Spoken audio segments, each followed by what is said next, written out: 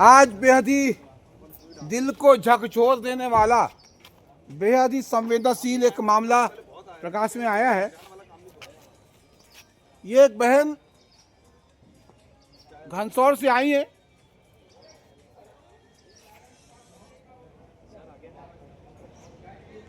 एक समय था जब माँ बहन बेटियों को अबला समझा जाता था, लेकिन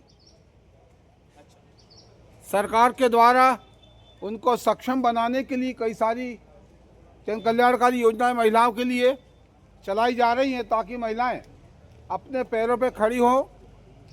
और ये बात सही है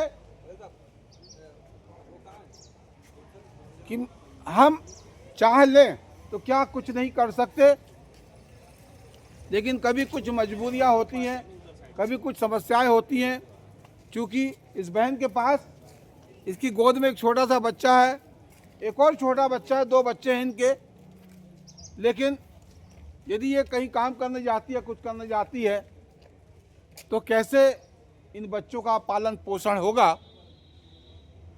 साथ ही अभी 2025 जून में इनके पति की जो मौत है वो कैंसर से हुई। इनके पति की किराने की दुकान थी, इनका एक मकान था। ससुराल वालों ने इनको निकालने के लिए एक साजिश की और साजिश के तहत उस मकान के नाम पर एक लोन लिया गया।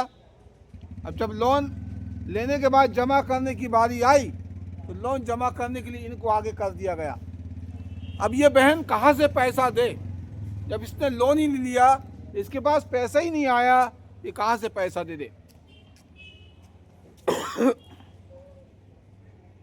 आज ये कलेक्टर के पास गुहार लेकर के आई है। चूंकि मामला ऐसा है कि हमारे जो देश है, देश की राष्ट्रपति भी जो है एक महिला ही है। इसके अलावा हम बात करें तो हमारे सिवनी बालाघाट लोकसभा की जो सांसद हैं वो भी महिला है। साथ ही भारतीय जनता पार्टी की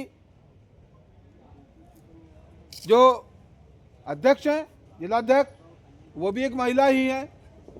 और सबसे गर्व और गौरव की बात यह है कि हमारे इसके पहले भी जो कलेक्टर हैं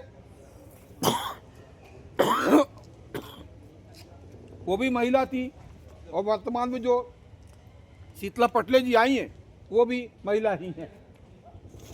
ऐसी दशा में मैं शीतला पटले जी से आवेदन करूंगा कि इस बहन को और कहीं से ऐसी सहायता दी जाए कि जिससे इसके बच्चों की भी देखभाल हो जाए और साथ में इसकी रोजी रोटी भी चलती रहे।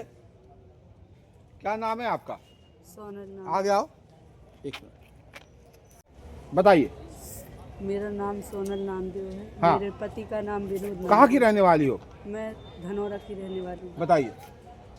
आज मेरे पति और मेरे जेठ एक साथ मिलकर काम करा करते थे। हाँ। जिससे 2 घर बनाए गए। हाँ। मेरे जेठ ने अपने दोनों घर अपने नाम में करा लिया। अच्छा। कब कैसे मुझे नहीं मालूम। क्या नाम है जेठ का? अशोक नामदेव। अच्छा, कहाँ के हैं ये? धनौर नाई पे परिया के रहने वाली हूँ। अच्छा, ये दुकान कहाँ पे है? दुकान धनौरा में थी। दोनों एक साथ मिलके काम किया। और घर कहाँ पे है? एक धनौरा में है, एक नाई पे परिया। अच्छा, अब बताइए आगे। मेरे जेठ ने पता नहीं कैसे न कैसे दोनों मकान अपने नाम में करा लिए। अच्छा। और जिस मकान में मेरी शादी हुई थी, 8 साल से मैं रह रही हूँ, उस मकान में लोन ले लिए। अच्छा। 5 लाख का। ठीक। अब मेरे पति खत्म हो गए हैं। अब मेरे जो 2 बच्चों के साथ मुझे घर से बाहर निकाल रहे हैं। मैं कहाँ जाऊँ अपने 2 बच्चे? नहीं, रोना नहीं। अपने आप को ऐसा आता था थोड़ा बहुत, मैं उससे अपने बच्चे का पालन पोषण कर रही थी। आज मेरे बच्चों को रोड में लाके खड़ा कर दिया। मेरे इसमें मेरे जेठ अशोक नामदेव, मेरी सास, मेरी जेठानी और मेरी नंद आशा नामदेव, ये सब शामिल है। आज वो साजिश करके मेरे जरा से बच्चों को मुझे घर से बाहर निकाल रहा है। मेरा दहेज प्रथा का केस भी मैंने पहले लगाई थी। मेरे को शुरू से प्रताड़ना कर रहे हैं। तेरे मायके से क्या लेके आई है? आज भी यही कहते हैं, क्या लाई है मायके से? तेरे बाप का घर है, निकल हमारे घर से। अब मैं कहाँ जाऊँगी बच्चे लेकर? मेरे पति 7 जून को ख़त्म हो गए हैं। आज मैं बर्तन झाड़ू का भी काम ढूंढती हूँ तो मेरा बच्चा देख के मुझे तो ये बेहद ही दिल को क्या आज मुझे और मेरे बच्चे को जीने का अधिकार नहीं, क्या आज रहने का अधिकार नहीं? आज मैं अपने बच्चों को जहर दे दूं और खुद खा लूं, ये स्थिति आ गई मैं।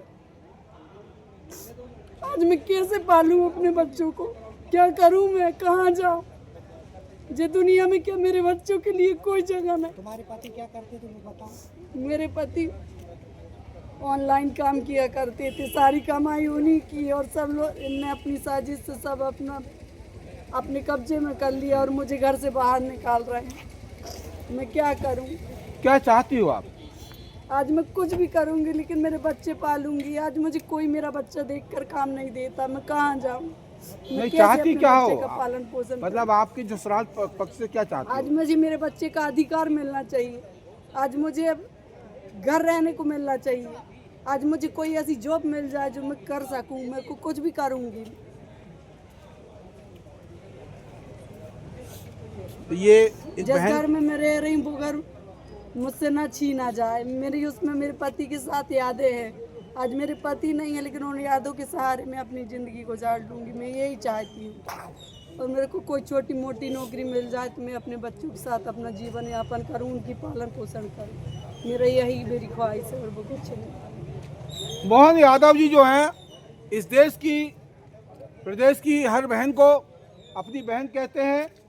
मोहन यादव जी, ये आपकी बहन आपकी छोटे छोटे भांजों को लेकर के और उसके ससुराल वाले उसको प्रताड़ित कर रहे हैं, परेशान कर रहे हैं। उसके मकान को अपने नाम कर लिया, उसके साथ अत्याचार कर रहे हैं। आज वो रोड पे आके खड़ी हो गई है। तो मैं निवेदन करूंगा, आग्रह करूंगा मोहन यादव जी कि आपकी बहन की इस दशा को देख करके आप कम से कम इसको आत्मनिर्भर बनाने के लिए संबल प्रदान करें, इसको आर्थिक सहायता प्रदान करें, ताकि ये अपने बाल बच्चों को अच्छे से पढ़ा लिखा कर करते हुए और साथ में इन्हें सक्षम बना सके और ये खुद भी अपने पैरों पे खड़ी हो सके। Thank you.